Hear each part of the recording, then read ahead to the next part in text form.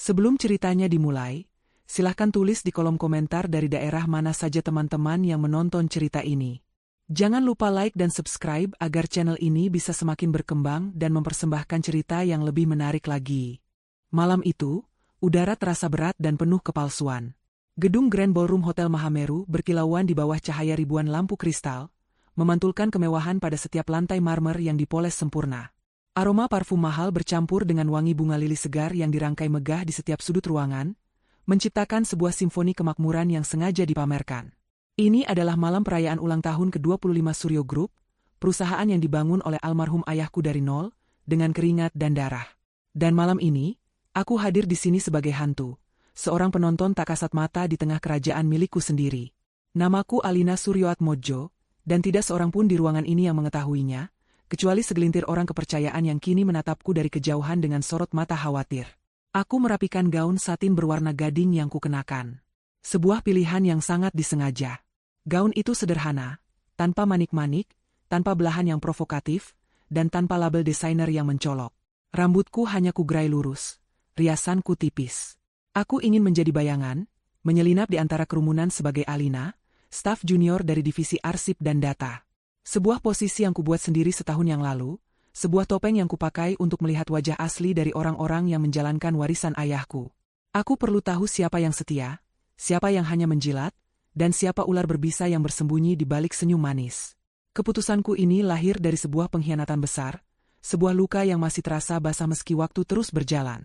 Pengkhianatan dari pria yang pernah kucintai, Doni, dan wanita yang kini menggandeng tangannya, Bella. Aku mengambil segelas jus jeruk dari meja minuman, membiarkan dinginnya gelas menenangkan tanganku yang sedikit gemetar. Mataku berkeliling, mengamati semuanya. Para manajer tertawa terlalu keras pada lelucon direktur yang tidak lucu. Para istri pejabat saling memamerkan tas dan perhiasan terbaru mereka. Semuanya adalah sebuah sandiwara yang dimainkan dengan sangat baik. Aku melihat Pak Budi, kepala personalia yang dulu sering diberi bonus oleh ayahku, kini sibuk membukakan jalan bagi seorang investor baru dengan sikap yang begitu rendah hati, nyaris seperti seorang pesuruh. Aku melihat Ibu Rina dari bagian keuangan, yang kukenal sebagai wanita jujur, kini tampak tidak nyaman saat seorang kepala divisi membisikkan sesuatu di telinganya sambil menyelipkan sebuah amplop kecil ke dalam tasnya. Semua ini adalah data, informasi berharga yang tidak akan pernah kudapatkan jika aku duduk manis di singgasana CEO. Lalu, pintu utama ballroom terbuka lebih lebar dari sebelumnya. Kilatan lampu kamera dari para wartawan media bisnis yang diundang menyambut kedatangan mereka. Doni dan Bella. Mereka berjalan di atas karpet merah seolah-olah mereka adalah raja dan ratu malam ini. Doni, mantan suamiku, tampak gagah dalam setelan jas hitam dari merek ternama. Wajahnya tampan dan karismatik. Senyumnya mampu meluluhkan hati banyak orang.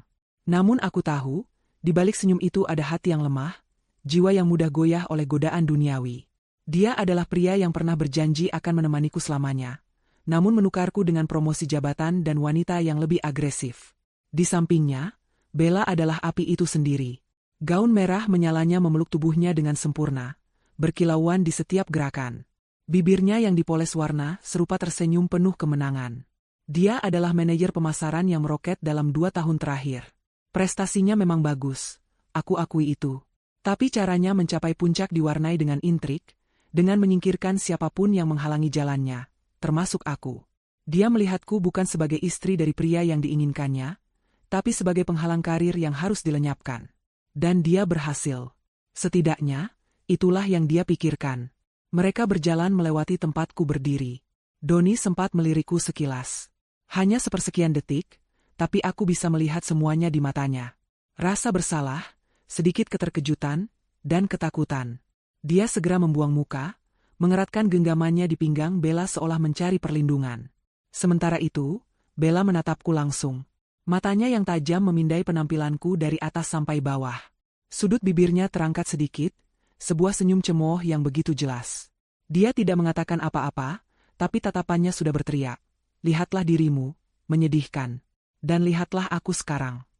Dia kemudian berbalik dan tertawa kecil bersama Doni, memastikan aku melihat betapa bahagianya mereka. Aku menarik napas panjang, menahan rasa perih yang sempat mencoba merayap di hatiku. Rasa sakit itu bukan lagi karena cinta, tapi karena kenangan. Kenangan saat aku dan Doni merintis karirnya bersama di perusahaan ini, jauh sebelum aku memutuskan untuk mundur ke belakang layar setelah ayah meninggal. Kenangan saat aku percaya pada semua janji-janjinya. Semua itu kini terasa seperti lelucon pahit. Aku berjalan perlahan ke sudut ruangan yang lebih sepi, dekat jendela besar yang menghadap ke taman hotel. Dari sini, aku bisa melihat panggung utama dengan lebih jelas. Direktur utama yang kutunjuk, Pak Tirtayasa, seorang pria tua yang menjadi sahabat ayahku, naik atas panggung untuk memberikan pidato pembukaan. Beliau adalah satu dari sedikit orang yang mengetahui identitasku. Saat berbicara, matanya sempat mencari-cariku di antara kerumunan. Aku memberinya anggukan kecil yang nyaris tak terlihat, sebuah sinyal bahwa semuanya baik-baik saja. Pidato selesai, acara dilanjutkan dengan makan malam dan hiburan. Aku hanya berdiri di sudut, mengamati. Beberapa rekan kerjaku dari divisi arsip melambai ke arahku. Mereka orang-orang yang baik dan tulus. Mereka mengenalku sebagai Alina yang pendiam, pekerja keras, dan sedikit misterius. "Alina, kok menyendiri saja? Ayo gabung sini," ajak Ratih, salah satu dari mereka. Aku tersenyum dan menggeleng pelan. "Aku sedang menikmati pemandangan, Ratih. Kalian duluan saja." Mereka mengangguk mengerti dan kembali ke meja mereka.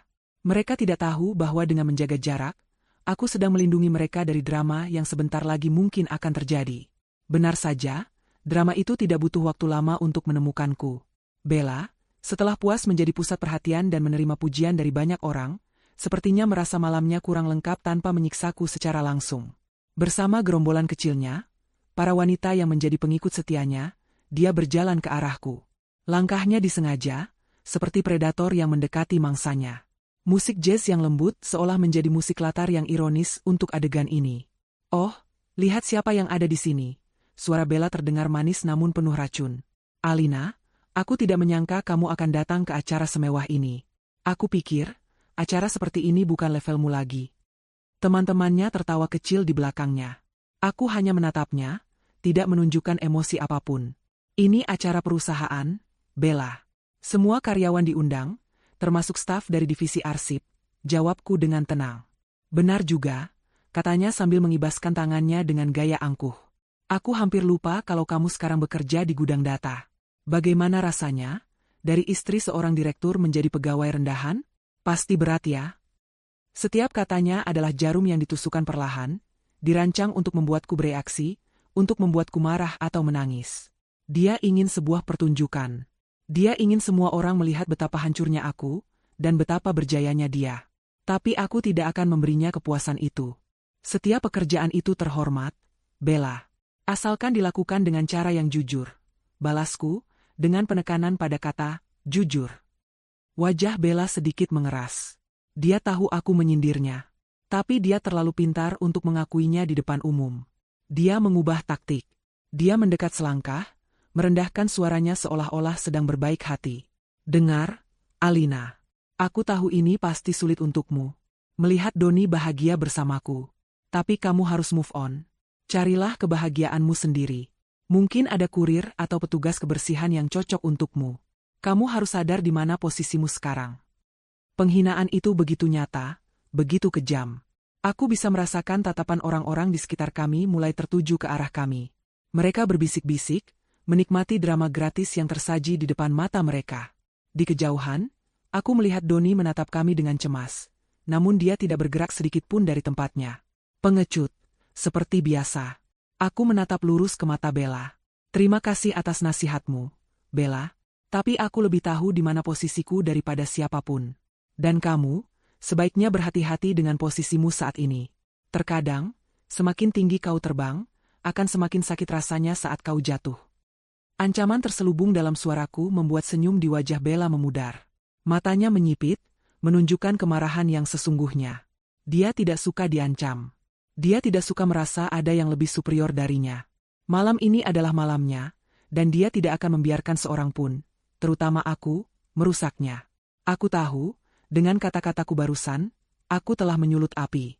Dan api itu akan segera membakar segalanya. Suasana di sekitar kami menjadi tegang. Malam yang menyesakan ini akan segera mencapai puncaknya, dan aku sudah siap menghadapinya.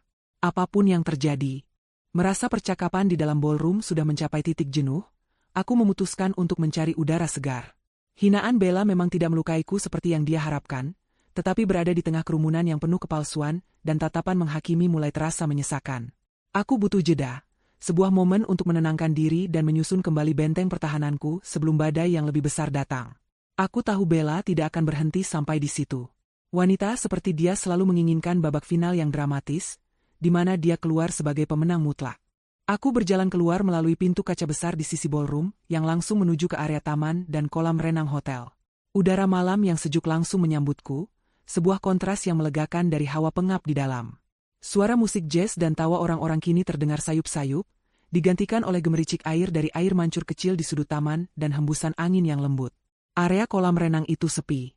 Cahaya lampu taman yang temaram memantul indah di permukaan air kolam yang tenang, menciptakan suasana yang damai.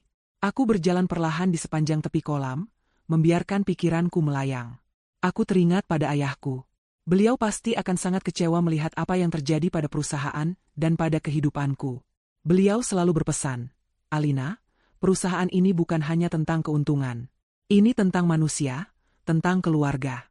Jaga mereka, maka mereka akan menjaga warisan kita." Aku merasa telah gagal menjaga pesan itu. Aku membiarkan Doni, orang yang kupercaya, membawa masuk serigala berbulu domba seperti Bella ke dalam lingkaran inti perusahaan. Aku terlalu sibuk berduka atas kepergian ayah dan terlalu naif dalam mempercayai cinta, hingga aku buta terhadap ambisi liar yang tumbuh subur di sekitarku. Penyamaranku sebagai staf arsip adalah caraku untuk menebus kesalahan itu. Aku harus membersihkan rumah yang telah dibangun ayahku dari para parasit. Prosesnya lambat dan menyakitkan, tetapi aku harus melakukannya. Malam ini adalah salah satu ujian terberatnya, menghadapi langsung sumber dari segala kekacauan ini. Lamunanku buyar ketika aku mendengar suara langkah sepatu hak tinggi di atas ubin di belakangku. Aku tidak perlu berbalik untuk tahu siapa orangnya. Aroma parfumnya yang kuat dan menusuk sudah mendahuluinya. Aroma yang sama dengan yang sering kucium di kemeja Doni beberapa bulan sebelum perceraian kami. Menyedihkan sekali, suara Bella memecah keheningan. "Bersembunyi di sini sendirian, meratapi nasibmu? Kenapa tidak pulang saja, Alina? Tidak ada yang menginginkan kehadiranmu di sini." Aku berbalik menghadapnya. Kali ini dia datang sendirian. Matanya berkilat-kilat di bawah cahaya lampu taman, dipenuhi amarah dan rasa superior. Dia berdiri sangat dekat denganku, di tepi kolam, seolah sengaja menciptakan panggung untuk konfrontasi kami selanjutnya. "Aku sedang menikmati malam, Bella. Sesuatu yang sepertinya tidak bisa kamu lakukan tanpa harus merendahkan orang lain," jawabku dengan suara yang kuusahakan tetap datar. Dia tertawa. Suara tawanya terdengar nyaring dan dibuat-buat. "Merendahkanmu? Oh, ayolah, Alina. Aku hanya mengatakan kebenaran. Lihat dirimu. Kamu bukan siapa-siapa lagi. Kamu hanyalah masa lalu Doni yang memalukan. Sementara aku adalah masa depannya. Aku yang mendampinginya saat dia sukses, aku yang akan membangun kerajaan bersamanya." "Kerajaan?" Aku mengulang katanya dengan nada sedikit geli. "Kerajaan yang mana yang kamu bicarakan, Bella? Kerajaan yang dibangun di atas penderitaan orang lain? Kerajaan yang pondasinya adalah pengkhianatan? Kerajaan seperti itu tidak akan bertahan lama. Percayalah padaku." Wajah Bella memerah. Ucapanku tepat mengenai sasaran. Dia benci diingatkan tentang bagaimana dia mendapatkan posisinya sekarang. Dalam narasinya, dia adalah wanita karir hebat yang sukses karena kemampuannya sendiri, bukan karena memanfaatkan dan memanipulasi direktur yang sudah beristri. "Jaga mulutmu," desisnya, amarahnya kini tidak bisa disembunyikan lagi. "Kamu hanya iri. Iri karena aku punya segalanya yang pernah kamu miliki, dan bahkan lebih. Aku punya Doni, aku punya jabatan, aku punya kekayaan. Dan kamu tidak punya apa-apa selain nama belakang keluarga yang sudah tidak ada artinya." "Benarkah?" Aku menantangnya, melangkah 1 senti lebih dekat. "Kamu yakin punya segalanya? Doni mungkin berada di sisimu, tapi apakah kamu yakin hatinya milikmu? Jabatanmu memang tinggi, tapi apakah kamu mendapatkannya dengan cara yang terhormat? Dan kekayaan? Kekayaan yang kamu nikmati itu berasal dari mana, Bella?" "Dari perusahaan ini. Perusahaan yang sama tempatku bekerja." Setiap pertanyaanku bagai tamparan tak terlihat baginya. Dia mulai kehabisan kata-kata. Dia terbiasa orang-orang takut padanya, terbiasa lawannya menangis atau lari. Dia tidak terbiasa menghadapi ketenangan yang solid seperti batu karang. Ketenangan adalah senjataku, dan itu membuatnya gila. Dia menunjuk wajahku dengan jarinya yang lentik dan berhias kuku merah panjang. "Jangan berani-beraninya menceramahiku. Kamu pikir kamu siapa? Kamu pikir dengan bersikap tenang seperti ini kamu terlihat lebih baik dariku? Kamu salah. Kamu hanya terlihat menyedihkan. Wanita lemah yang tidak bisa mempertahankan suaminya sendiri. Mungkin aku memang tidak bisa mempertahankan suamiku. Aku mengakui dengan jujur, dan itu membuatnya sedikit terkejut. Atau mungkin, aku hanya tidak ingin mempertahankan pria yang tidak pantas untuk dipertahankan. Ada perbedaan besar di antara keduanya. Skakmat. Wajahnya menunjukkan kekalahan sesaat sebelum amarah murni mengambil alih sepenuhnya. Dia tidak bisa lagi berdebat denganku. Logikanya sudah habis. Yang tersisa hanyalah insting hewannya, keinginan untuk menyerang secara fisik, untuk menghancurkan apa yang tidak bisa ia taklukkan dengan kata-kata. Kamu. Dia tergagap, matanya liar mencari-cari sesuatu untuk dikatakan, sesuatu yang bisa melukaiku lebih dalam.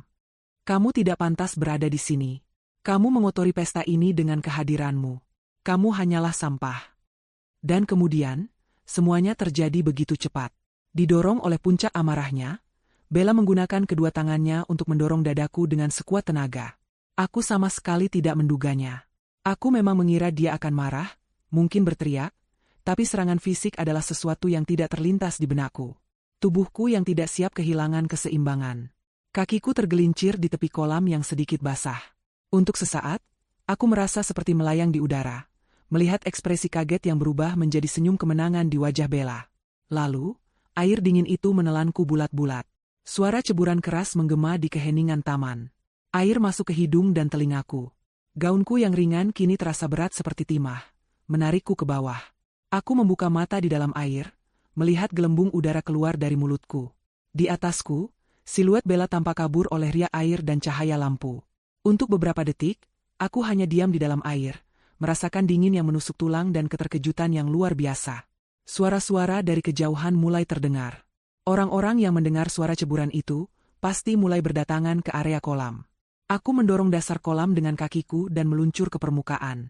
Napasku terengah-engah saat kepalaku berhasil keluar dari air. Aku menyibakkan rambut basah yang menutupi wajahku.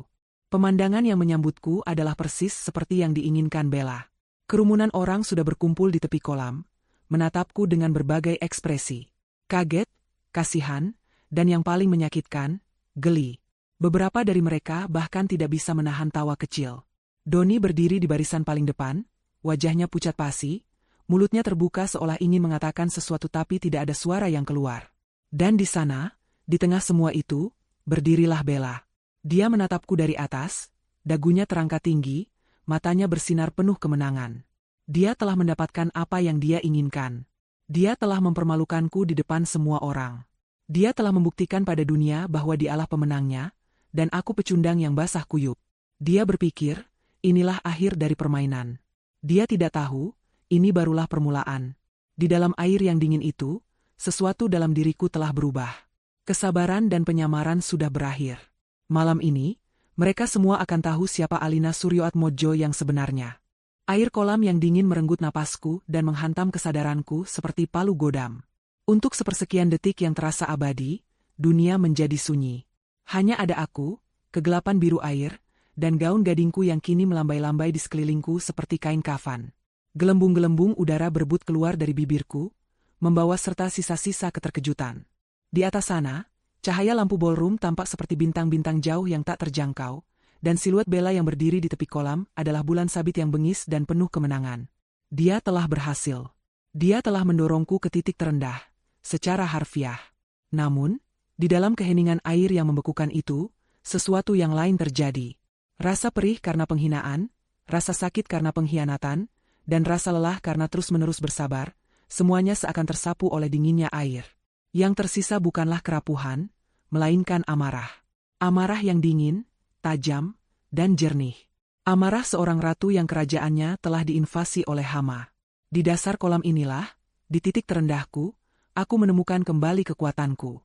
Topeng staf arsip yang lugu itu retak dan pecah berkeping-keping, larut bersama klorin. Yang muncul ke permukaan bukan lagi Alina yang tersakiti, melainkan Alina Suryoatmojo yang sesungguhnya. Dengan satu dorongan kuat dari kakiku di lantai keramik kolam, aku melesat ke permukaan. Udara malam yang tadinya sejuk kini terasa menggigit kulitku yang basah. Aku terbatuk, menyemburkan air yang sempat terminum, dan dengan gerakan perlahan aku menyibakkan rambut yang menempel di wajahku. Hal pertama yang kulihat adalah puluhan pasang mata yang menatapku. Seperti kawanan burung pemakan bangkai yang melingkari mangsanya, mereka berdiri di sekeliling kolam. Wajah mereka adalah lukisan dari berbagai emosi. Ada rasa kaget yang tulus dari beberapa staf junior. Ada tatapan kasihan yang munafik dari para istri pejabat. Ada senyum puas yang tersembunyi di balik telapak tangan dari para pesaing Doni. Dan yang terburuk dari semuanya, ada tawa kecil yang meremehkan. Lalu aku melihat Doni. Dia berdiri membatu, wajahnya seputih kertas. Matanya terpaku padaku. Sebuah campuran horor, rasa bersalah, dan yang paling membuatku muak, ketidakberdayaan. Dia tidak bergerak. Dia tidak mengulurkan tangan. Dia tidak meneriakkan namaku. Dia hanya berdiri di sana, di samping wanita yang baru saja mencelakaiku, seolah-olah kakinya dipaku ke lantai. Di matanya aku melihat kilasan kenangan kami, janji-janji yang pernah dia ucapkan. Aku akan selalu melindungimu, Alina, katanya dulu, di malam pernikahan kami. Janji itu kini terdengar seperti gema kosong di sebuah ruangan yang telah lama ditinggalkan. Dia telah memilih. Dia memilih jabatan, kemewahan, dan wanita ini. Dia memilih untuk menjadi pengecut. Dan melihatnya sekarang, aku tidak merasakan sakit hati lagi. Yang kurasakan hanyalah kelegaan, karena telah terlepas dari pria yang begitu lemah. Di puncak semua itu, berdirilah Bella. Dia menyilangkan tangan di depan dada, senyumnya adalah sebuah mahakarya kekejaman. Dia menikmati setiap detik dari pertunjukan ini. Dia membiarkan keheningan yang canggung itu menggantung di udara selama beberapa saat, membiarkanku menjadi pusat perhatian yang menyedihkan. Kemudian, seolah merasa momen itu perlu diperjelas, dia angkat bicara. Ya ampun, Alina. Suaranya terdengar penuh keprihatinan palsu yang begitu kental hingga membuatku ingin muntah. Kamu harus lebih hati-hati kalau berjalan. Lantainya licin sekali. Lihat, gaunmu jadi basah dan kotor. Kasihan sekali. Beberapa orang di dekatnya terkikik. Dia telah memberikan mereka narasi, ini adalah kecelakaan, aku yang ceroboh. Sebuah kebohongan yang begitu transparan, namun diterima oleh mereka yang terlalu takut untuk menentangnya atau terlalu senang melihatku menderita. Aku tidak menjawab. Aku hanya menatapnya, membiarkan mataku yang dingin bertemu dengan matanya yang penuh kemenangan. Aku mulai berenang perlahan ke tepi, setiap gerakanku penuh perhitungan. Aku tidak panik atau terburu-buru. Aku menolak untuk menunjukkan betapa dinginnya tubuhku atau betapa marahnya hatiku. Aku harus mengendalikan narasi ini kembali. Seorang pelayan muda yang tampak panik berlari ke arahku, sambil membawa beberapa handuk hangat. Ibu tidak apa-apa?" tanyanya dengan suara gemetar. Dia adalah salah satu dari sedikit orang yang menunjukkan simpati tulus. Aku memberinya senyum kecil. "Saya tidak apa-apa. Terima kasih." Saat aku meraih tepi kolam untuk naik, Bella melangkah maju dan berdiri tepat di atasku, menghalangi jalanku. "Biar ku bantu," katanya dengan nada merendahkan, seolah aku adalah makhluk invalid yang butuh pertolongannya. Dia tidak mengulurkan tangannya, dia hanya berdiri di sana, memaksaku untuk melihat ke atas, ke arahnya, dari posisiku yang rendah di dalam air. Itu adalah kesalahan fatal terakhirnya. Aku tidak meraih tangannya yang tidak terulur. Sebaliknya, aku menempatkan kedua telapak tanganku di ubin yang kokoh, dan dengan kekuatan yang tidak dia duga, aku mendorong tubuhku keluar dari air dalam satu gerakan yang lancar dan kuat. Aku mendarat dengan kedua kakiku, berdiri tegak di hadapannya, hanya beberapa inci dari wajahnya. Air menetes dari rambut dan gaunku, membentuk genangan kecil di sekitar kakiku. Aku lebih tinggi darinya beberapa senti, dan kini dengan posisiku yang lebih superior, aku bisa melihat kilatan keterkejutan di matanya. Dia tidak menyangka aku bisa bangkit dengan begitu cepat dan dengan begitu banyak martabat. Aku menatap lurus ke matanya. Ruangan di antara kami terasa penuh dengan listrik statis. Kerumunan di sekitar kami menahan napas, menunggu apa yang akan terjadi selanjutnya. Apakah aku akan balas mendorongnya? Apakah aku akan menamparnya? Berteriak? Menangis? Aku tidak melakukan semua itu. Aku hanya berdiri di sana, membiarkan air menetes, dan menatapnya dengan intensitas yang membuat senyum di wajahnya perlahan memudar. Aku tidak mengatakan sepatah kata pun. Keheninganku jauh lebih menakutkan daripada amukan apapun. Itu adalah keheningan seekor singa betina yang sedang mengukur mangsanya sebelum menerkam. Bella mulai terlihat tidak nyaman. Kemenangannya terasa hambar. Pertunjukan yang dia inginkan tidak berjalan sesuai naskah. Dia mengharapkan air mata dan drama, tapi yang dia dapatkan adalah ketenangan baja. Akhirnya, dia yang pertama kali memalingkan muka, memecah kontak mata kami. Dia tertawa dengan gugup. Syukurlah kamu tidak apa-apa, katanya kepada kerumunan, bukan kepadaku. Baiklah, teman-teman, drama kecil ini sudah selesai. Jangan biarkan insiden kecil ini merusak malam kita.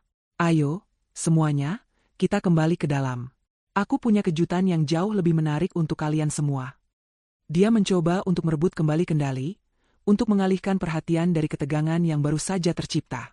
Dia berbalik dan mulai berjalan cepat menuju ballroom, diikuti oleh para pengikutnya dan kerumunan yang penasaran. Doni memberiku satu pandangan terakhir, pandangan yang penuh penyesalan, sebelum dia pun berbalik dan mengikuti ratu barunya seperti anjing peliharaan yang patuh. Aku ditinggalkan sendirian di tepi kolam, basah kuyup, kedinginan, dan terhina di mata semua orang. Tapi di dalam hatiku, api telah berkobar. Bella berpikir dia telah memenangkan pertempuran. Dia salah besar. Dia baru saja secara resmi memulai sebuah perang. Dan perang ini akan kuhabisi malam ini juga. Dengan perlahan, aku menerima handuk dari pelayan tadi, mengeringkan wajahku, dan mulai berjalan mengikuti mereka. Setiap langkahku yang basah di lantai marmer adalah jejak dari sebuah janji. Janji akan pembalasan. Langkah kakiku meninggalkan jejak basah di lantai marmer yang mewah, saat aku mengikuti kerumunan kembali ke dalam. Suara decit sepatuku yang basah adalah satu-satunya suara yang menemaniku, karena semua orang menjaga jarak, seolah-olah kehinaanku menular. Mereka berbisik di belakangku, melemparkan tatapan ingin tahu dan kasihan. Aku mengabaikan mereka semua. Fokusku hanya satu, Bella.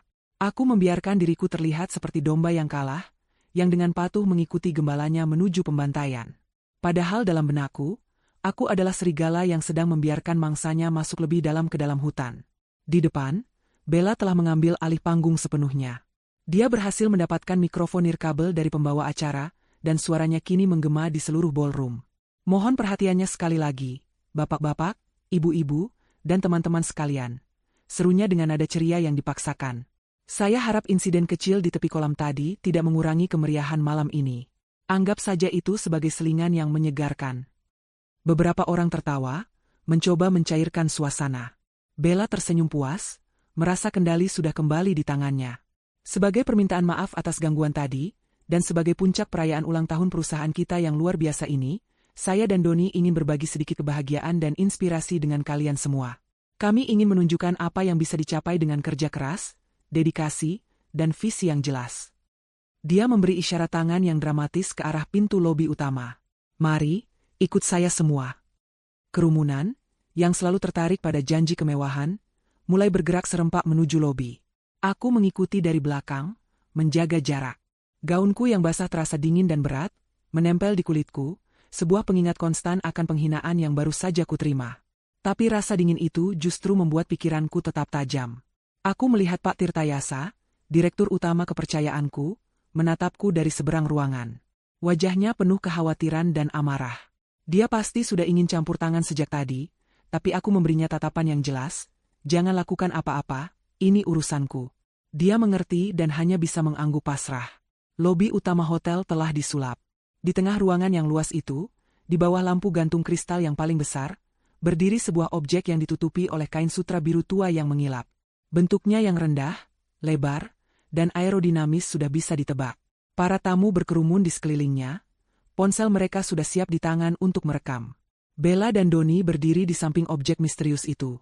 Bella tampak berseri-seri, sementara Doni terlihat bingung dan sedikit cemas. Jelas sekali dia tidak tahu apa-apa tentang kejutan ini. Dia hanya menjadi properti dalam pertunjukan Bella. Selama ini, banyak yang bertanya-tanya tentang kesuksesan tim pemasaran. Bella memulai pidatonya, suaranya penuh dengan kebanggaan. Banyak yang meragukan, banyak yang menyindir. Tapi kami membuktikannya dengan angka, dengan prestasi. Dan malam ini, kami ingin membuktikannya dengan sesuatu yang lebih nyata. Sesuatu yang menjadi simbol bahwa di Suryo Group, kita tidak pernah bermimpi terlalu kecil. Dengan gerakan teatrikal, dia menarik ujung kain sutra itu. Dalam satu gerakan halus, kain itu meluncur turun, menampakkan apa yang ada di baliknya. Sebuah Bugatti Chiron. Napas kolektif tertahan dari seluruh kerumunan, segera diikuti oleh seruan kagum dan decak tak percaya. Mobil itu adalah sebuah karya seni otomotif. Warnanya biru malam metalik, begitu dalam hingga tampak seperti potongan langit malam yang dipoles. Garis-garis bodinya yang agresif namun elegan menangkap dan memantulkan cahaya dari segala sudut. Logo, EB, yang ikonik di bagian depan berkilau seperti lencana kerajaan. Itu bukan sekadar mobil, itu adalah pernyataan. Pernyataan kekuasaan, kekayaan, dan status yang tak terbantahkan. Ponsel-ponsel mulai berkedip, mengabadikan momen itu. Orang-orang mendorong maju, ingin melihat lebih dekat mahakarya seharga puluhan miliar rupiah itu. Inilah dia, teriak Bella di atas keriuhan. Hasil dari kerja keras. Hadiah kecil untuk merayakan semua pencapaian kita, dan hadiah spesial untuk pria hebat yang selalu mendukungku, Doni. Dia menoleh ke arah Doni, yang tampak benar-benar terkejut. Dia kemudian mengangkat sebuah kunci mobil yang tergantung di rantai perak, menggoyangkannya di udara. Logo Bugatti di kunci itu berkilau ditimpa cahaya. Mulai sekarang, inilah kendaraan kita. Inilah level kita. Kita tidak lagi bermain di liga kecil. Kita adalah pemain utama. Lanjutnya, matanya menyapu kerumunan sebelum akhirnya berhenti dan menatap lurus ke arahku, yang berdiri di barisan paling belakang, basah dan terlupakan. Tatapannya menusuk, penuh dengan kemenangan mutlak. Pesannya jelas, inilah duniaku, dunia yang tidak akan pernah bisa kau masuki. Aku punya Bugatti, dan kau bahkan tidak punya harga diri yang tersisa. Aku hanya berdiri diam, membiarkan semua itu terjadi. Aku membiarkan dia menikmati momennya. Aku membiarkan semua orang mengaguminya. Aku membiarkan Doni menatap mobil itu dengan campuran rasa tak percaya dan keserakahan. Aku membiarkan mereka semua percaya pada ilusi yang telah diciptakan Bella. Di dalam tas tanganku yang kecil dan basah, jari-jariku menggenggam sebuah benda kecil yang dingin dan berat. Sebuah kunci mobil yang identik, dan sebuah ponsel. Aku mengingat dengan jelas percakapanku dengan manajer dealer Bugatti beberapa hari yang lalu. Tentu saja, Bu Alina, katanya. Kami akan siapkan satu kunci duplikat non-fungsional untuk keperluan pajangan sesuai permintaan Ibu. Kunci aslinya dengan sistem keamanan penuh akan kami serahkan langsung kepada Ibu. Mobil itu memang hadiah. Tapi bukan untuk Doni. Mobil itu adalah hadiah untuk diriku sendiri. Untuk merayakan keberhasilanku mengambil kembali kendali atas hidup dan perusahaanku. Dan malam ini, mobil ini akan berfungsi sebagai sesuatu yang lebih dari sekadar alat transportasi. Mobil ini akan menjadi panggung pembalasanku. Bella sedang tertawa, menerima ucapan selamat dari para penjilat di sekelilingnya. Dia sedang berada di puncak dunianya, mabuk oleh kekaguman dan kekuasaan semu. Dia tidak menyadari bahwa fondasi panggung tempatnya berdiri sudah mulai retak. Dia tidak tahu bahwa wanita basah kuyup di belakang kerumunan itu bukanlah penonton yang kalah, melainkan sutradara dari keseluruhan pertunjukan ini, yang sedang menunggu waktu yang tepat untuk mengucapkan kata, "Cut," dan mengakhiri semua sandiwaranya. Aku tersenyum tipis. Biarkan dia menikmati beberapa menit terakhir dari kejayaannya. Karena sebentar lagi, aku akan merenggut semuanya. Aku berdiri di ambang kerumunan, membiarkan gelombang kekaguman dan bisik-bisik iri terhadap Bella dan Bugattinya mengalir melewatiku. Gaunku yang basah kini mulai mengering di beberapa bagian, meninggalkan jejak-jejak kusut, sebuah kontras yang mencolok dengan kemewahan yang terpampang di hadapanku. Aku tidak merasakan dingin lagi. Api di dalam diriku sudah cukup untuk menghangatkan seluruh tubuhku, dan bahkan mungkin seluruh ruangan ini. Aku adalah penonton dalam drama yang kusiapkan sendiri, menunggu isyarat yang tepat untuk naik ke atas panggung. Bella sedang berada di puncak dunianya. Dia tertawa, menyibakkan rambutnya, dan menyentuh permukaan mobil itu dengan jemari lentiknya seolah-olah itu adalah kulit kekasihnya. Dia menjawab pertanyaan-pertanyaan dari para tamu dengan antusiasme yang berlebihan. Oh, mesinnya V12, tentu saja. Harganya? Anggap saja cukup untuk membeli beberapa apartemen mewah di pusat kota. Setiap jawabannya adalah tamparan lain yang ditujukan kepadaku, meskipun dia tidak lagi menatapku. Dia tidak perlu menatapku. Seluruh pertunjukan ini memang didesain untuk menghancurkanku. Doni berdiri di sisinya, tampak canggung dan kewalahan. Dia dipaksa tersenyum saat beberapa kolega menepuk punggungnya, memberinya selamat atas hadiah yang luar biasa itu. Tapi matanya tidak bisa berbohong. Dia tampak seperti orang yang baru saja memenangkan lotre tetapi diberitahu bahwa tiketnya mungkin palsu. Ada kekaguman di matanya, tetapi juga ada keraguan dan ketakutan yang tersembunyi. Dia mengenaliku lebih baik daripada siapapun di ruangan ini. Dia tahu aku bukanlah wanita yang akan diam saja saat dihina. Ketenanganku saat ini pasti membuatnya sangat gelisah. Setelah beberapa menit membiarkan mereka menikmati panggung, aku memutuskan waktunya telah tiba. Aku menarik napas dalam-dalam, bukan karena gugup, tetapi untuk mengumpulkan semua kekuatan dan ketenangan yang kubutuhkan. Lalu, aku mulai berjalan. Langkahku perlahan, tidak terburu-buru, tetapi setiap langkah terasa mantap dan berbobot. Aku tidak menyelinap atau mencoba melewati kerumunan. Aku berjalan lurus ke depan, menuju pusat perhatian. Ajaibnya, kerumunan itu seakan terbelah dengan sendirinya untuk memberiku jalan. Mungkin karena penampilanku yang aneh, seorang wanita dengan gaun basah berjalan dengan kepala tegak di tengah pesta glamor. Atau mungkin, mereka bisa merasakan aura yang terpancar dariku. Aura seseorang yang tidak akan dihentikan. Bisik-bisik yang tadinya penuh kekaguman pada mobil itu, kini berubah menjadi bisikan kebingungan. Lihat, itu wanita yang tadi jatuh ke kolam. Mau apa dia? Benar-benar tidak tahu malu. Aku mendengar semuanya, tetapi tidak ada satupun yang mempengaruhiku. Mereka seperti nyamuk yang berdengung di telingaku, mengganggu tapi tidak berbahaya. Saat aku berjalan, pikiranku kembali pada pelajaran ayahku. Ketenangan adalah kekuatan terbesar seorang pemimpin. Alina, katanya suatu sore di ruang kerjanya. Amarah itu seperti api. Jika kau biarkan liar, ia akan membakarmu dan semua yang kau sayangi. Tapi jika kau bisa mengendalikannya, menempanya dalam tungku kesabaran, ia akan menjadi baja yang paling tajam. Malam ini, aku adalah baja itu. Setiap penghinaan dari Bella, setiap tatapan meremehkan, setiap detik kelemahan Doni, semuanya telah menempa kesabaranku menjadi pedang yang siap terhunus. Aku melewati seorang pelayan yang membawa nampan berisi gelas-gelas air putih. Aku berhenti sejenak, mengambil satu gelas. Tanganku sama sekali tidak gemetar saat mengangkatnya ke bibirku.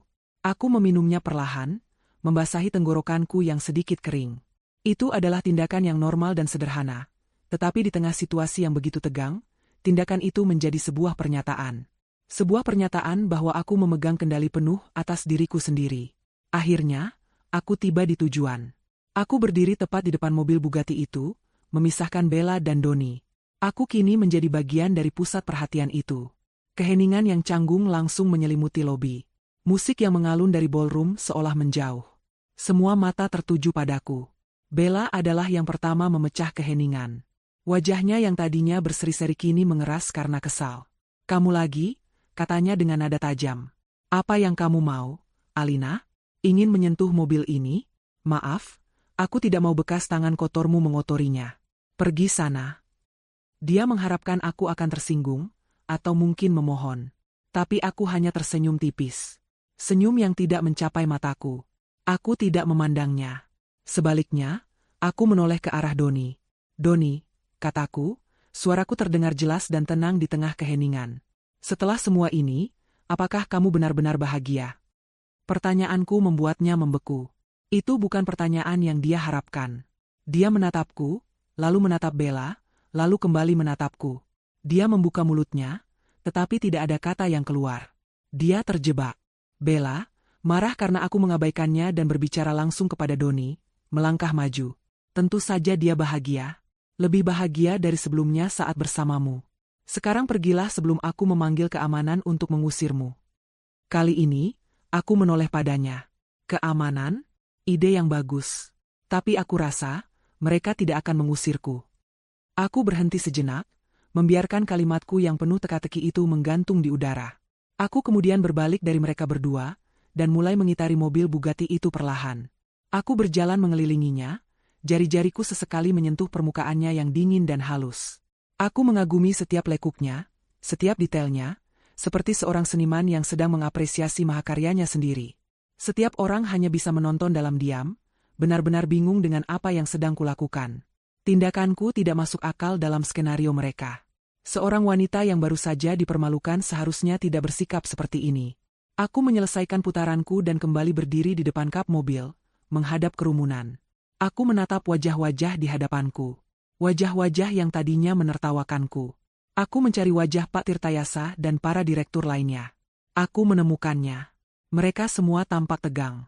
Aku menarik napas sekali lagi, menatap langsung ke arah Bella yang wajahnya sudah merah padam karena marah dan bingung. Senyum tipis masih terpasang di bibirku. Sudah cukup bermain-main. Sudah cukup menjadi bayangan. Tirai panggung telah terbuka cukup lama untuk pertunjukan pembuka yang dimainkan oleh Bella. Dan kemudian, di tengah keheningan yang tegang itu, aku memutuskan sudah saatnya pertunjukan yang sesungguhnya dimulai. Aku mengangkat tanganku, sebuah gerakan kecil yang meminta perhatian, meskipun aku sudah memilikinya sepenuhnya. Keheningan di lobi utama Hotel Mahameru begitu pekat, seolah bisa diiris dengan pisau. Bahkan denting gelas dari ballroom pun seakan berhenti. Semua orang menahan napas, menunggu apa yang akan keluar dari mulut wanita dengan gaun basah yang berdiri dengan percaya diri di depan mobil seharga puluhan miliar ini. Aku tidak memulai dengan amarah atau tuduhan. Aku memulai dengan sebuah pertanyaan sederhana, ditujukan kepada kerumunan secara umum. Suaraku terdengar jelas, tanpa getaran sedikitpun. Mobil yang indah, bukan? Beberapa orang mengangguk ragu. Pertanyaanku terlalu normal untuk situasi yang tidak normal ini. Bella mendengus. Tentu saja indah. Sesuatu yang tidak akan pernah kau pahami. Sekarang hentikan sandiwara ini dan pergi. Aku mengabaikan ucapannya sepenuhnya, seolah dia hanyalah lalat yang berdengung. Aku tidak menoleh atau bahkan meliriknya. Aku memutar tubuhku sedikit, menghadap langsung ke barisan depan tempat para petinggi perusahaan berdiri. Di sana ada Pak Tirtayasa, ada Bapak Hartono kepala divisi produksi, Bapak Susilo dari keuangan, dan beberapa wajah lain yang sudah kukenal sejak aku masih kecil, saat aku sering mengikuti ayah ke kantor. Selamat malam, bapak-bapak, sapaku dengan hormat. Saya lihat perayaan ulang tahun perusahaan kita malam ini berjalan dengan sangat meriah. Mereka tampak bingung dengan sapaanku yang formal. Pak Hartono, seorang pria gemuk yang dikenal suka menjilat, menjawab dengan sedikit canggung. Iya, tentu saja. Ini semua berkat kerja keras kita bersama di bawah arahan Direktur Doni dan manajer Bella. Dia melirik ke arah Bella, mencari persetujuan. Aku tersenyum. Kerja keras memang selalu membuahkan hasil, kataku, menyetujui ucapannya. Dan itulah yang diajarkan oleh pendiri perusahaan ini sejak hari pertama. Ayah saya, Suryo Atmodjo, selalu percaya bahwa Suryo Group adalah sebuah keluarga besar yang dibangun di atas fondasi integritas, kejujuran, dan rasa saling menghormati. Saat aku menyebut nama ayahku, suasana sedikit berubah. Beberapa direktur senior yang pernah bekerja langsung di bawah ayahku tampak sedikit tersentak. Nama itu membawa bobot dan kenangan. Selama setahun terakhir, lanjutku, suaraku mulai sedikit meninggi, memancarkan otoritas. Banyak di antara Anda yang mungkin mengenal saya sebagai Alina dari divisi arsip. Seorang staf pendiam yang tidak banyak bicara. Saya sengaja menempatkan diri saya di sana. Saya ingin melihat kerajaan yang dibangun ayah saya dari sudut pandang yang berbeda. Dari bawah. Saya ingin merasakan denyut nadi perusahaan ini dari para karyawannya, bukan hanya dari laporan-laporan indah yang tersaji di meja rapat.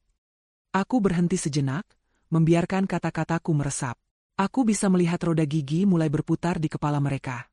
Kebingungan di wajah mereka perlahan berubah menjadi sebuah kemungkinan yang mengejutkan. Saya melihat banyak hal. Saya melihat karyawan yang berdedikasi dan tulus. Tapi saya juga melihat mereka yang lupa diri.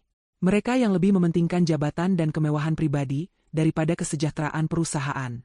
Mereka yang lupa pada nilai-nilai yang telah ditanamkan oleh pendirinya. Mataku menatap tajam ke arah Doni, lalu beralih ke Bella. Wajah mereka mulai menunjukkan tanda-tanda kepanikan. Terutama Bella. Dia sepertinya baru menyadari bahwa ini bukan lagi tentang penghinaan pribadi, ini tentang sesuatu yang jauh lebih besar. Cukup omong kosongnya, teriak Bella, suaranya terdengar sedikit histeris. Siapa kamu sebenarnya berani menceramahi kami semua? Kamu hanya seorang staf rendahan yang iri. Inilah momennya. Puncaknya. Aku menatap lurus ke arahnya, dan untuk pertama kalinya malam itu, aku membiarkan seluruh kekuatan dan otoritas yang kumiliki terpancar dari mataku. Staf rendahan? Aku mengulang katanya dengan nada dingin. Kau benar, selama setahun ini aku memang staf. Tapi aku berdiri di sini malam ini bukan sebagai staf arsipmu. Aku berdiri di sini sebagai putri dari pendiri perusahaan ini, Suryo Atmodjo. Sebuah gelombang kejutan yang terdengar jelas menyapu seluruh ruangan. Orang-orang terkesiap. Mereka yang tadinya berbisik kini terdiam 1000 bahasa. Wajah-wajah yang tadinya meremehkan kini dipenuhi rasa tak percaya. Dan sebagai pemegang saham mayoritas dengan kepemilikan 70%, pewaris tunggal, dan pemilik sah dari Suryo Group, aku melanjutkan, setiap kataku ucapkan dengan penekanan yang kuat dan jelas. Saya perkenalkan kembali diri saya. Nama saya Alina Suryo Atmodjo. Jika sebelumnya suasana hening, kini suasana menjadi hampa. Seolah semua udara telah tersedot keluar dari lobi itu. Waktu terasa berhenti. Seluruh dunia terasa menyusut ke satu titik, yaitu wajah pucat pasi Bella dan Doni.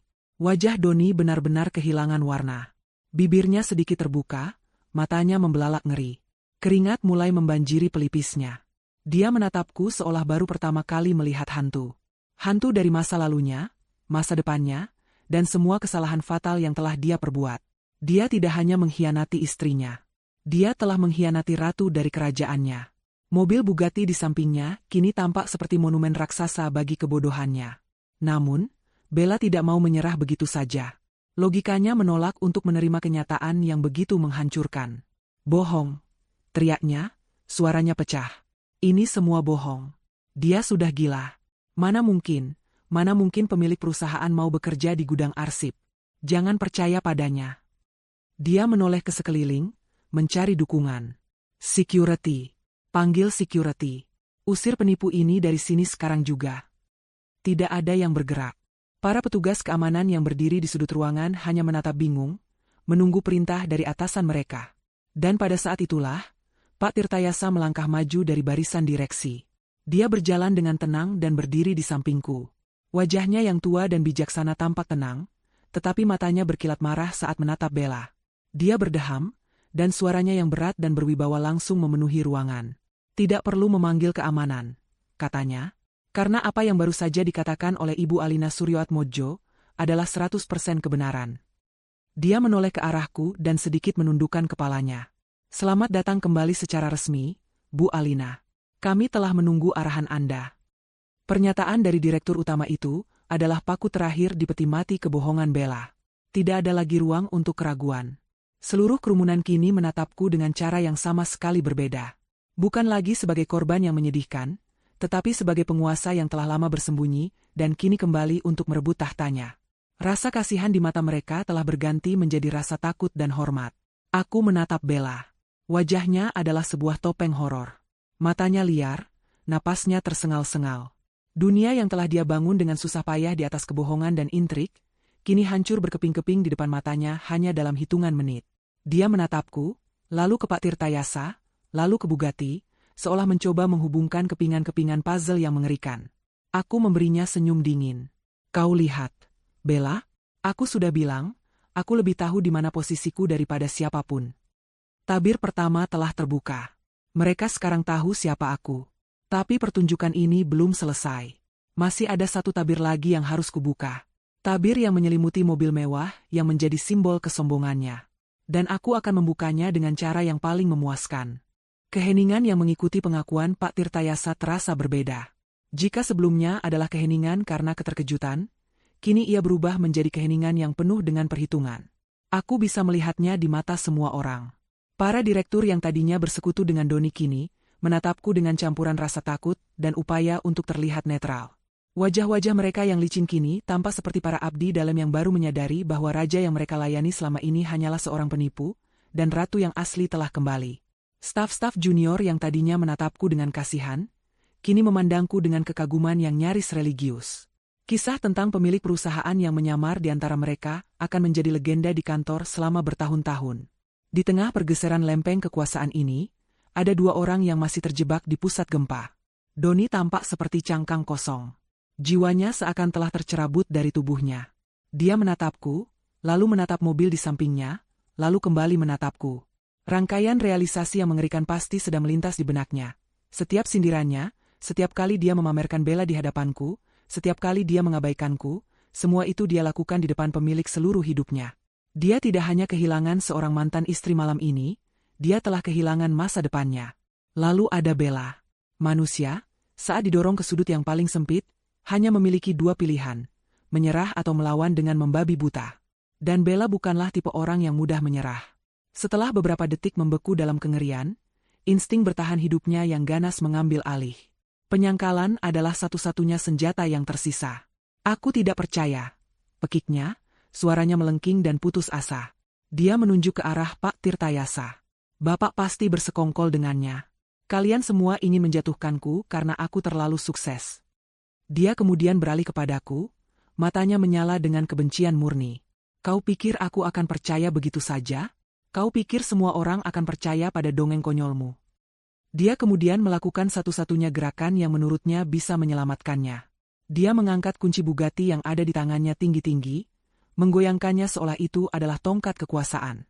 Benda itu adalah satu-satunya bukti nyata dari status yang telah ia bangun. Kalau kau memang pemilik segalanya, lalu jelaskan ini, tantangnya. Ini kuncinya. Mobil ini milikku. Aku yang membelinya dengan uang hasil kerjaku. Ini buktinya, kau tidak punya apa-apa selain cerita karanganmu. Kerumunan sedikit goyah.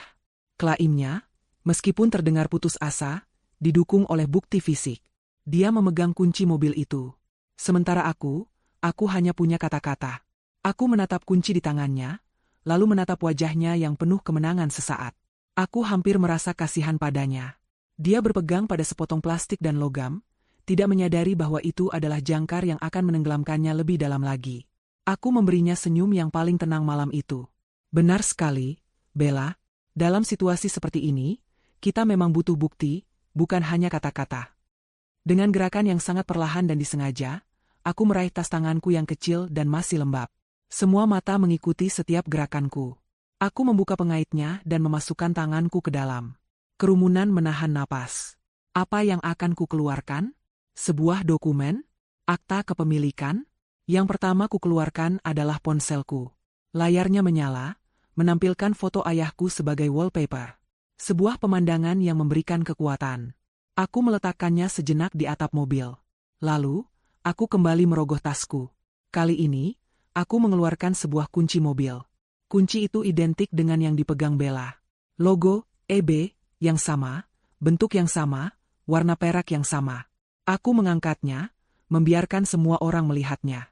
Bisik-bisik kebingungan mulai terdengar lagi. Ada 2 kunci? Apakah mobil ini milik bersama?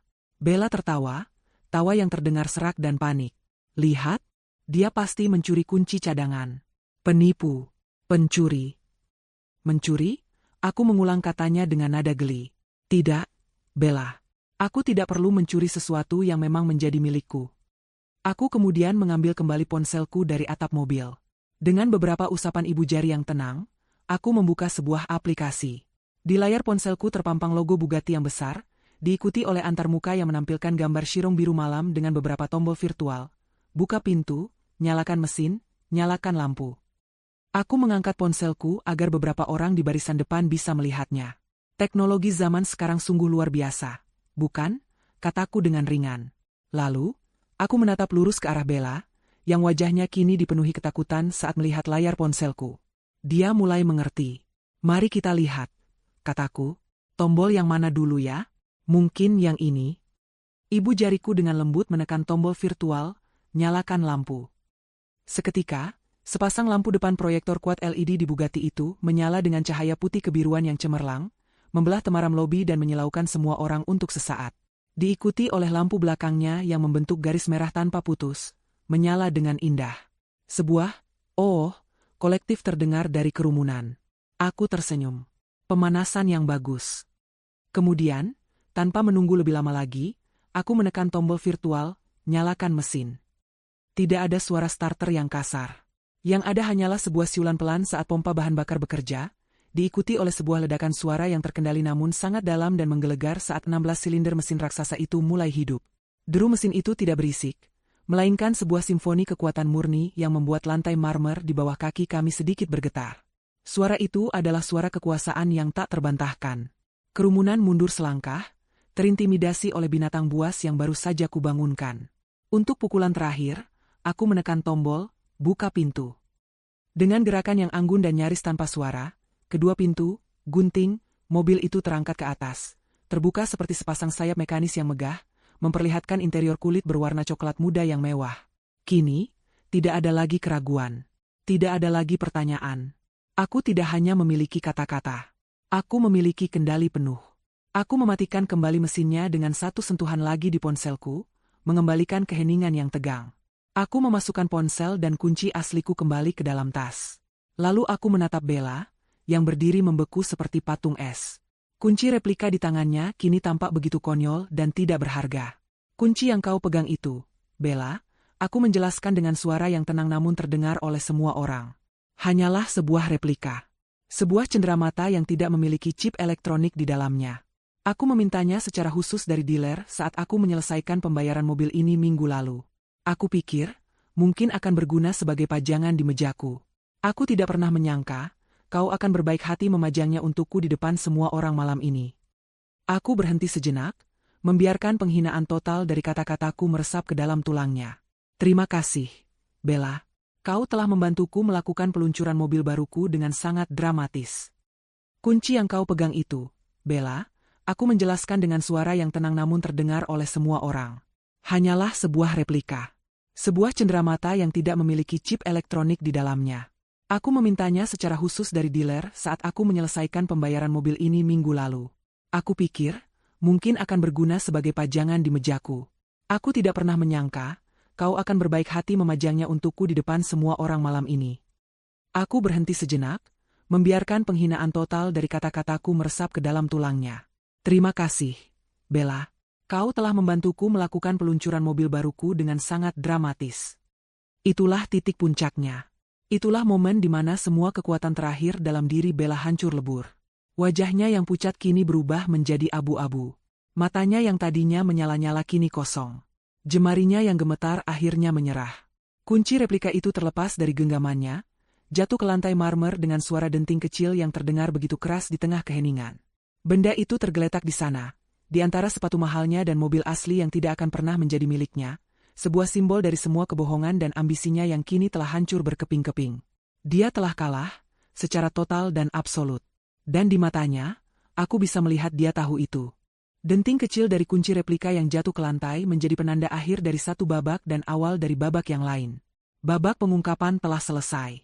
Kini, saatnya babak penghakiman. Suasana di lobi utama berubah sekali lagi. Rasa kaget dan takjub di wajah para tamu kini berganti dengan antisipasi yang tegang. Mereka tahu pertunjukan ini belum berakhir. Setelah seorang ratu merebut kembali tahtanya, biasanya akan diikuti dengan eksekusi bagi para pengkhianat. Aku mengambil satu langkah maju, memposisikan diriku di antara Bella yang hancur dan Doni yang membatu. Aku tidak lagi tersenyum. Wajahku datar, ekspresiku dingin dan profesional. Ini bukan lagi urusan pribadi, ini adalah urusan perusahaan. Ini adalah penegakan aturan dan pemulihan ketertiban. Aku menatap lurus ke arah Bella, yang masih terpaku menatap kunci tak berharga di lantai. Dia tampak begitu kecil dan rapuh sekarang. Semua kesombongan dan apinya telah padam, hanya menyisakan abu penyesalan. Nona Bella, aku memulai, suaraku terdengar formal dan tanpa emosi. Setiap kata kuucapkan dengan artikulasi yang jelas, memastikan semua orang di ruangan itu bisa mendengarnya. Selama Anda bekerja di Suryo Group, Anda telah menunjukkan kinerja yang baik dalam hal angka penjualan. Saya akui itu. Memberikan pengakuan kecil itu penting. Ini menunjukkan bahwa aku objektif, bukan bertindak karena dendam buta. Ini membuat penghakiman yang akan datang menjadi lebih kuat dan lebih valid. Namun, lanjutku, nadaku menjadi lebih tajam. Sebuah perusahaan tidak dibangun hanya di atas angka. Ia dibangun di atas fondasi karakter, etika, dan integritas. Dan di area itulah, Anda telah gagal secara spektakuler. Aku mulai menyebutkan dakwaanku, satu persatu, seperti seorang jaksa yang membacakan tuntutan di pengadilan. Pertama, atas tindakan Anda melakukan penyerangan fisik terhadap atasan Anda di properti perusahaan, saat acara resmi perusahaan sedang berlangsung. Anda mendorong saya ke dalam kolam renang dengan niat jahat untuk mempermalukan saya. Ini adalah pelanggaran berat terhadap kode etik dan keselamatan kerja. Setiap dakwaan membuat Bella sedikit tersentak, seolah setiap kata adalah sebuah tamparan. Kedua, atas perilaku perundungan dan pencemaran nama baik. Anda secara konsisten menggunakan posisi Anda untuk merendahkan dan mengintimidasi karyawan lain yang Anda anggap sebagai ancaman atau berada di bawah Anda, menciptakan lingkungan kerja yang tidak sehat dan penuh ketakutan. Malam ini, Anda melakukannya secara terbuka di depan banyak saksi. Aku melirik sekilas ke arah beberapa manajer lain yang sering menjadi kroni Bella. Mereka semua menundukkan kepala, menghindari tatapanku. Ketiga, atas upaya penipuan dan penyalahgunaan kepercayaan. Anda dengan sengaja dan secara sadar mengklaim aset pribadi milik pimpinan perusahaan sebagai milik Anda. Anda membangun sebuah citra palsu di atas kebohongan untuk meningkatkan status dan pengaruh Anda. Ini menunjukkan cacat karakter yang fundamental dan ketidakjujuran yang tidak dapat ditolerir di jajaran manajemen Suryo Group.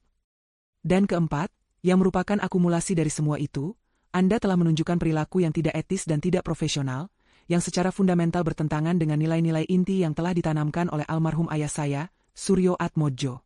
Anda lebih mementingkan citra daripada substansi, lebih mementingkan kekuasaan pribadi daripada kemajuan bersama. Aku berhenti sejenak, membiarkan beratnya semua tuduhan itu memenuhi ruangan. Aku adalah hakim, juri, dan algojo sekaligus. Bella akhirnya mengangkat kepalanya. Matanya basah oleh air mata yang belum tumpah. Tidak, tolong. Alina. Bu Alina, saya mohon maaf. Bisiknya, suaranya parau. Saya hilaf. Beri saya satu kesempatan lagi. Tolong jangan lakukan ini. Permohonannya terdengar menyedihkan. Tapi sudah terlambat. Jauh terlambat. Belas kasihan adalah kemewahan yang tidak bisa kuberikan padanya. Bukan untukku, tetapi untuk kesehatan seluruh perusahaan. Aku menatapnya dengan dingin. Kesempatan? Anda memiliki banyak sekali kesempatan, Nona Bella. Setiap hari Anda masuk ke kantor adalah kesempatan untuk menjadi pemimpin yang lebih baik. Setiap interaksi dengan bawahan Anda adalah kesempatan untuk menunjukkan rasa hormat. Anda menyia-nyiakan semua kesempatan itu. Dan malam ini, kesempatan Anda sudah habis. Aku menarik napas dan mengucapkan kalimat yang telah kutunggu-tunggu untuk kuucapkan.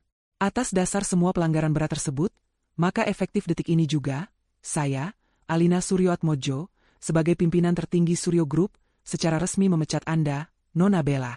Hubungan kerja Anda dengan perusahaan ini telah berakhir. Finalitas dalam kata-kataku menggema di lobi yang hening. Pemecatan di depan umum. Sebuah hukuman tertinggi dalam dunia korporat. Sebuah pesan yang jelas bagi semua orang yang hadir. Kendali diri Bella akhirnya benar-benar hancur. Tidak, jeritnya. Kau tidak bisa melakukan ini padaku. Aku yang membuat tim pemasaran sukses. Perusahaan ini membutuhkanku. Perusahaan ini membutuhkan orang-orang yang berintegritas. Balasku dengan tenang. Bukan mereka yang hanya pandai menjual produk, tetapi menjual jiwa mereka dalam prosesnya. Aku kemudian mengalihkan pandanganku pada Doni. Wajahnya kini bukan hanya pucat, tetapi hijau karena mual. Dia gemetar, menatapku dengan tatapan memohon, seolah berharap aku akan melupakannya. Aku tidak akan melupakannya. Dan untukmu, Doni, kataku, suaraku berubah. Jika kepada Bella aku terdengar seperti hakim, kepada Doni aku terdengar seperti seseorang yang sangat kecewa. Aku memberimu kepercayaan. Ayahku memberimu kepercayaan. Kau memegang jabatan direktur, salah satu posisi tertinggi di perusahaan ini. Tapi kau menunjukkan kurangnya integritas, loyalitas, dan yang terburuk dari semuanya, kau tidak memiliki tulang punggung. Aku menunjuk ke arah Bella yang kini mulai terisak. Kau membiarkan semua ini terjadi. Kau membiarkan dia meracuni departemennya. Kau membiarkannya menghinaku, mantan istrimu dan ibu dari anak-anak yang pernah kau inginkan. Kau berdiri diam saat aku didorong ke kolam. Kau bukan seorang pemimpin. Kau hanyalah pengikut yang lemah. Aku tidak akan memecatnya. Itu terlalu mudah. Aku akan memberinya hukuman yang lebih lambat dan lebih menyakitkan bagi pria yang gila status seperti dia. Jabatanmu sebagai direktur pemasaran, efektif besok pagi, saya cabut. Semua fasilitasmu, mobil dinas, tunjangan, dan ruang kerjamu akan ditarik. Kau akan dipindahkan ke kantor cabang kita yang baru dibuka di Morotai, sebagai staf pengembangan pasar senior. Kau bisa belajar kembali arti kerja keras dari bawah di sana. Itu jika kau memutuskan untuk tidak mengundurkan diri. Morotai. Sebuah pulau terpencil di ujung utara Indonesia. Bagi seorang sosialita korporat seperti Doni, itu sama saja dengan pembuangan ke Siberia. Sebuah kematian karir yang perlahan. Doni terhuyung mundur seolah aku baru saja meninjunya. Alina, jangan. Ini bukan lagi Alina bagimu, potongku dengan tajam. Di dalam lingkup perusahaan, panggil aku Ibu Suryoatmojo. Keputusanku sudah final. Aku kemudian memberi isyarat kepada dua petugas keamanan yang sejak tadi berdiri kaku di sudut. Tolong, kataku dengan suara yang kembali tenang. Antar Nona Bella keluar dari gedung ini. Pastikan dia tidak mampir ke ruangannya. Barang-barang pribadinya akan saya suruh bagian personalia untuk mengemas dan mengirimkannya besok. Para petugas itu bergerak dengan sigap. Mereka mendekati Bella, yang kini sudah terduduk lemas di lantai. Mari, Bu, kata salah satu dari mereka dengan sopan namun tegas.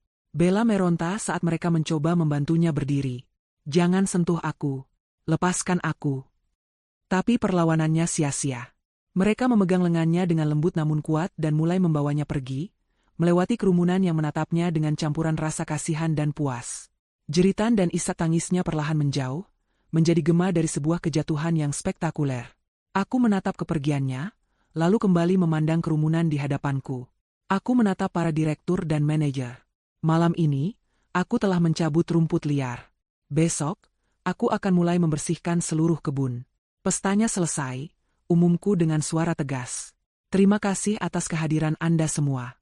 Besok pagi jam 8, saya ingin semua kepala divisi dan jajaran direksi berada di ruang rapat utama. Kita akan memulai era yang baru.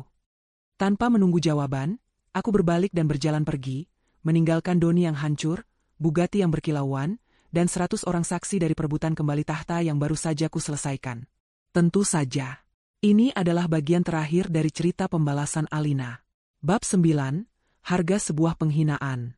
Jeritan Bella yang melengking perlahan memudar saat para petugas keamanan membawanya menyusuri koridor panjang menuju pintu keluar. Gema dari kejatuhannya masih tertinggal di lobi yang hening, sebuah hantu audio dari arogansi yang telah dihancurkan. Tidak ada seorang pun yang bergerak untuk menolongnya. Para wanita yang tadinya mengelilinginya seperti dayang-dayang kini menatap ke arah lain, pura-pura sibuk dengan ponsel mereka atau berbisik di balik tangan. Para manajer yang tadinya menjilatnya kini tampak sibuk merapikan dasi mereka, seolah berusaha menghilangkan jejak asosiasi apapun dengan wanita yang baru saja jatuh itu. Di dunia korporat yang kejam, kapal yang karam akan ditinggalkan penumpangnya dengan sangat cepat. Aku menghela napas, bukan karena lega, tetapi karena beban dari keputusan yang baru saja kuambil. Menghancurkan hidup seseorang, bahkan orang yang pantas mendapatkannya, bukanlah hal yang ringan. Tapi itu adalah sebuah keharusan, sebuah operasi bedah untuk mengangkat kanker sebelum menyebar dan menghancurkan seluruh tubuh perusahaan. Doni masih berdiri di sana, di dekat pilar marmer, seolah-olah pilar itu adalah satu-satunya hal yang menopangnya agar tidak jatuh. Wajahnya adalah kanvas dari emosi yang bergejolak, penyesalan, ketakutan, dan secercah harapan yang menyedihkan bahwa mungkin masih ada jalan untuk kembali. Dia melihatku menatapnya, dan dengan langkah ragu, dia mendekatiku. Alina. Panggilnya, suaranya serak dan nyaris tak terdengar. Dia menggunakan nama pribadiku, sebuah upaya putus asa untuk menarik kembali keintiman yang telah lama dia buang. Aku tidak menjawab. Aku hanya menunggunya melanjutkan. Aku minta maaf, katanya. Kata-kata itu keluar dengan susah payah. Aku benar-benar minta maaf. Aku tidak tahu semua ini. Tentang Bella, tentang mobil itu, aku bersumpah. Aku dibutakan olehnya, oleh ambisinya. Aku menatapnya dengan tatapan dingin. Kau tidak dibutakan, Doni. Kau memilih untuk menjadi buta. Kau menikmati semua yang dia tawarkan. Sanjungan, status, perasaan menjadi pria yang diinginkan. Kau menukar integritasmu dengan semua itu. Jangan salahkan dia atas pilihan yang kau buat sendiri. Tapi aku tidak pernah bermaksud menyakitimu seperti ini. Dia mencoba lagi, matanya mulai berkaca-kaca. Masih ada kita, kan, Alina? Ingat saat kita pertama kali bertemu di perusahaan ini? Ingat mimpi-mimpi kita?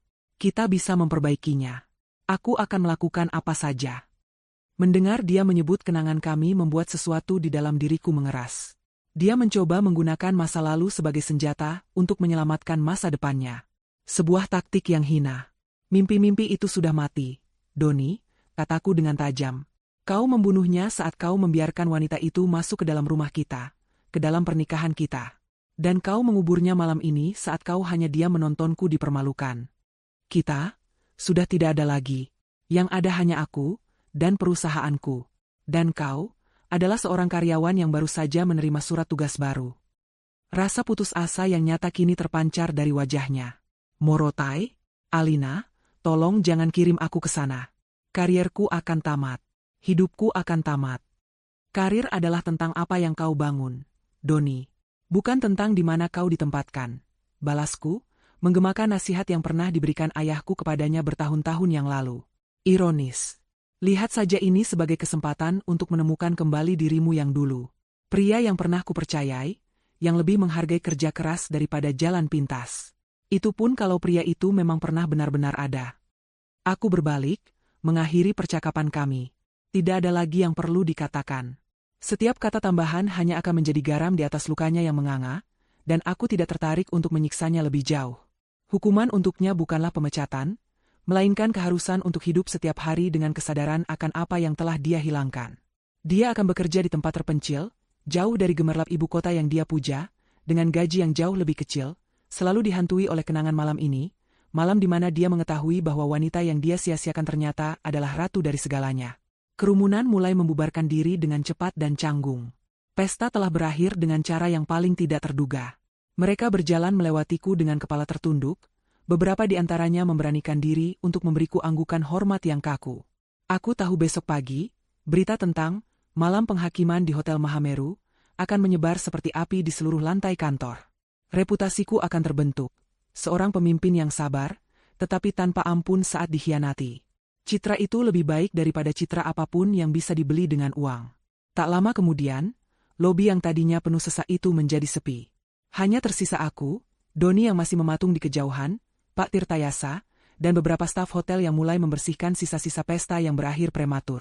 Pak Tirtayasa mendekatiku. Wajahnya yang biasanya tenang kini dihiasi senyum lega yang tulus. Ayahmu akan sangat bangga padamu malam ini, nak, katanya dengan suara kebapakan. Mendengar itu, benteng pertahanan yang kubangun dengan susah payah sedikit goyah. Aku merasakan mataku menghangat. Terima kasih, Paman Tirta, jawabku, suaraku sedikit bergetar untuk pertama kalinya malam itu. Aku hanya berharap aku tidak perlu melakukannya dengan cara ini. Terkadang, katanya sambil menepuk pundakku dengan lembut. Cara yang paling keras adalah satu-satunya cara untuk memastikan semua orang mengerti pesannya. Kau telah mengirimkan pesan yang sangat jelas malam ini. Kau telah merebut kembali rumahmu. Kami berdiri dalam diam sejenak, menatap mobil Bugatti yang berkilauan di tengah lobi. Mobil itu tadinya adalah simbol kesombongan Bella, tapi kini ia telah berubah menjadi simbol kekuasaanku. Sementara itu, di luar kemegahan hotel, harga sebuah penghinaan mulai ditagih. Bella diseret keluar melalui pintu samping oleh dua petugas keamanan. Gaun merahnya yang mahal kini tampak kotor dan sedikit robek di bagian lengannya akibat perlawanannya. Riasan di wajahnya telah luntur oleh air mata, menciptakan jalur-jalur hitam di pipinya. Dia didudukan begitu saja di bangku taman di dekat area parkir. Tunggu di sini. Taksi online Anda akan segera tiba, kata salah satu petugas sebelum meninggalkannya sendirian dalam dinginnya malam. Bella mencoba memesan taksi mewah melalui aplikasi di ponselnya, tetapi kartu kredit korporatnya ditolak. Dia mencoba kartu kredit pribadinya, ditolak juga. Gajinya yang besar selalu habis untuk gaya hidup mewah, menyisakan sedikit tabungan. Dengan panik, dia mencoba menghubungi teman-temannya, para wanita yang tadi mengelilinginya. Panggilan pertamanya ditolak. Panggilan keduanya masuk ke pesan suara. Panggilan ketiganya dijawab, tetapi suara di seberang terdengar dingin dan menjaga jarak. Maaf, Bella, aku sedang sibuk. Nanti kuhubungi lagi. Klik. Panggilan itu dimatikan. Dia sendirian. Ditolak oleh sistem finansialnya, ditinggalkan oleh lingkaran sosialnya. Kemewahan yang menjadi identitasnya telah direnggut dalam sekejap. Dia menatap gedung hotel yang menjulang tinggi, tempat di mana beberapa jam yang lalu dia adalah seorang ratu. Kini, dia hanyalah seorang gelandangan dengan gaun desainer. Inilah awal dari kejatuhannya. Kejatuhan yang panjang dan menyakitkan, yang dia bangun sendiri dengan tangannya. Setelah Doni akhirnya pergi dengan langkah gontai seperti seorang terpidana mati, dan Pak Tirtayasa kembali ke dalam untuk mengurus beberapa hal, aku akhirnya sendirian di lobi yang luas itu. Keheningan kini terasa nyaman, seperti selimut yang menenangkan setelah badai berlalu. Hanya suara pendingin ruangan dan dengung samar dari lampu gantung kristal yang tersisa. Sisa-sisa pesta, beberapa gelas kosong, serpihan konfeti, dan aroma parfum yang memudar, menjadi saksi bisu dari drama yang baru saja terjadi. Aku berjalan kembali ke tempat di mana semuanya dimulai malam ini, area kolam renang. Udara malam terasa lebih ringan sekarang, seolah-olah semua kepalsuan dan ketegangan telah diusir pergi. Aku berdiri di tepi kolam, di titik yang sama di mana Bella mendorongku beberapa jam yang lalu. Aku menatap ke bawah, ke permukaan air yang kini tenang dan jernih. Di sana, aku melihat pantulan diriku. Seorang wanita dengan gaun gading yang kusut dan masih sedikit lembab. Rambutnya sedikit berantakan. Riasannya mungkin sudah sedikit luntur. Tapi matanya berbeda. Pantulan di air itu menunjukkan sepasang mata yang tajam, penuh dengan kekuatan, ketegasan, dan kelelahan yang mendalam. Ini bukan lagi mata Alina yang sabar dan mengalah. Ini adalah mata seorang pemimpin, seorang pejuang, seorang ratu. Aku telah melewati api malam ini, dan aku tidak terbakar. Aku justru ditempa menjadi lebih kuat. Aku teringat pada diriku setahun yang lalu, setelah perceraian dan pengkhianatan itu terungkap. Aku hancur. Aku merasa gagal sebagai seorang wanita, sebagai seorang istri. Aku mengurung diri, merasa dunia tidak adil. Tapi kemudian, aku teringat pada warisan ayahku. Aku tidak bisa membiarkan pengorbanan hidupnya dihancurkan oleh orang-orang serakah seperti Doni dan Bella. Maka, aku bangkit. Aku merencanakan penyamaranku, sebuah strategi yang dianggap gila oleh Pak Tirtayasa pada awalnya, tapi akhirnya dia setujui. Aku ingin memahami musuhku, memahami medan pertempuranku, sebelum aku melancarkan serangan. Dan kesabaranku telah membuahkan hasil yang setimpal.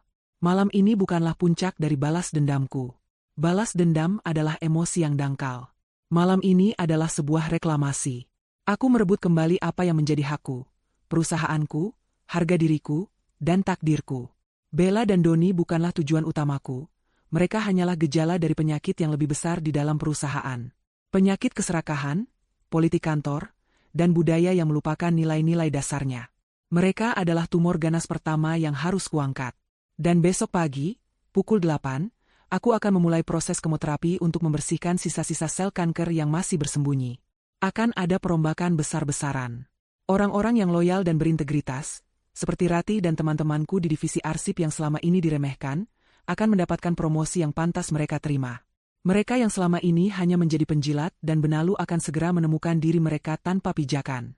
Aku akan membangun kembali Suryo Group menjadi perusahaan yang tidak hanya disegani karena profitnya, tetapi juga dihormati karena budayanya.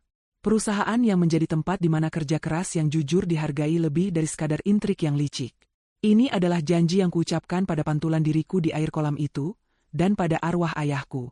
Setelah beberapa saat merenung, aku berbalik dan berjalan kembali ke lobi. Bugatti Chironku masih berdiri di sana, menungguku seperti seekor kuda perang yang setia. Kunci replika milik Bella masih tergeletak di lantai. Aku memungutnya, menimbangnya di telapak tanganku sejenak, sebelum akhirnya membuangnya ke tempat sampah terdekat. Benda itu tidak pantas berada di dekat mahakarya ini. Aku mengeluarkan kunci asliku. Dengan satu sentuhan, pintu sayap mobil itu terangkat dengan anggun. Aku masuk ke dalam, merasakan kenyamanan dari kursi kulit yang memeluk tubuhku. Aroma kulit baru dan kemewahan yang otentik memenuhi indraku. Ini bukan lagi sekadar mobil. Ini adalah singgasanaku yang bisa bergerak. Ini adalah simbol dari babak baru dalam hidupku. Aku menekan tombol starter. Mesin raksasa di belakangku kembali menderu, kali ini bukan sebagai alat intimidasi, tetapi sebagai lagu kebebasan. Aku mengemudikan mobil itu perlahan keluar dari lobi hotel, melewati para staf yang menatapku dengan penuh kekaguman. Saat mobil melaju di jalanan ibu kota yang sepi di tengah malam, aku membuka sedikit jendela. Angin malam meniup sisa-sisa kelembapan dari rambutku. Lampu-lampu kota berkelip di sekelilingku, tampak seperti permata yang tersebar di atas beludru hitam. Aku tidak lagi merasa sendirian. Aku merasa utuh. Malam ini, seorang wanita jatuh ke dalam kolam sebagai korban. Namun, yang keluar dari air dan melaju menembus malam ini, adalah seorang ratu yang telah kembali menduduki tahtanya. Perjalananku masih panjang, pertempuran sesungguhnya baru akan dimulai besok pagi. Tapi aku tidak takut. Karena untuk pertama kalinya setelah sekian lama, aku tahu persis siapa diriku, dan kemana tujuanku. Dan aku akan menghadapi fajar yang baru dengan kepala tegak, di belakang kemudi takdirku sendiri.